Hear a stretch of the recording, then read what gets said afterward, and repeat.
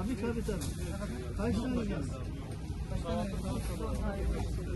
8-10 tane neyle götürdü? Bir konu ayağına koydu.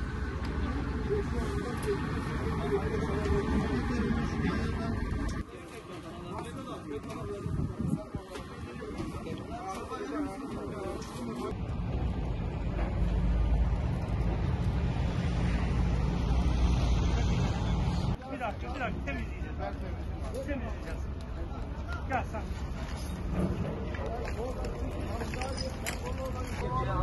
Orman bayraksın neresi? Yormuş. İpleri içeri alın abi. Onu düzgün geçirmeyi nasıl beyler? Yavrum düzgün yerine gel. Çocuğum %70 çözümlüydü dedim. Çok olmuş. İşletme masrafına geldi de verdim dedim. Evet yolduydu, yer aldıydı oraya da. Belediyeyle verdim. Evde dediler, o gelini çıkarttık, dönmeye götürdüler dedim.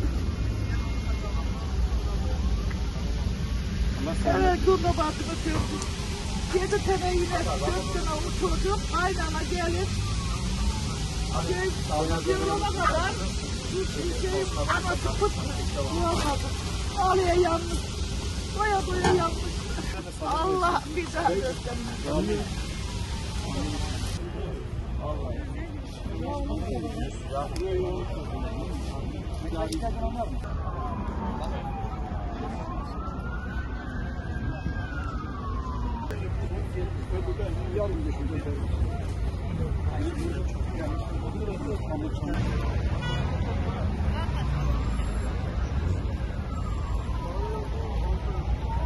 Hüseyin abi.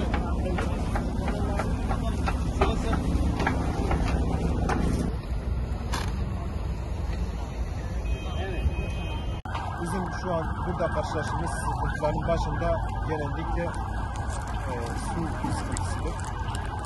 Bizim depomuz var. Yalnız su tüketildikten sonra tekrardan bulamıyoruz. Şebeke suları kullanılamıyor. Tankerlerle su getirilemiyor. Sıkıntı yaşanıyor biraz. Ama elhamdülillah hayırseverlerin vermiş olduğu sularla bu iş gideriliyor, bu ihtiyaç gideriliyor. Maraş'ta bizim gözümüzün görmüş olduğu hiçbir bina hasarsız değildir. Bütün binalarda hasar vardır ya da tamamıyla yıkılmıştır. Bizim çadırımızı koyduğumuzun yerin hemen yakınında Ebrar sitesi olarak geçen yer 24 blokludur. Bunun 19 bloku yerle bir olmuştur. Halen de altında cansız bedenler vardır. Ve işte kurtarmayı bekleyen bedenler vardır. Gerek burada kurtarma çalışması yapan ekipler, gerek buranın halkı ciddi manada sıcak aşağı ihtiyacı var. Ciddi manada sıcak aşağı ihtiyacı var ve elhamdülillah biz bir nebze de olsa bunu burada, bu noktada gidermeye çalışıyoruz. Ve bu çalışma şimdiye kadar ciddi manada bir verim verdi. Bunun yanında hayırseverlerin ve diğer hayır kurumlarının bizim yanımıza bırakıp da dağıtmamızı istediği hayır eşyaları oluyor, sular oluyor. Eğer varsa diğer hayır kurumları böyle çalışmalar yaparsa çok güzel olur. Bizim şu an bu ekibimiz inşallah bu işi yapmaya güç yetiriyor. Allah'ın izniyle inşallah bu çalışma bu şekilde devam edecek.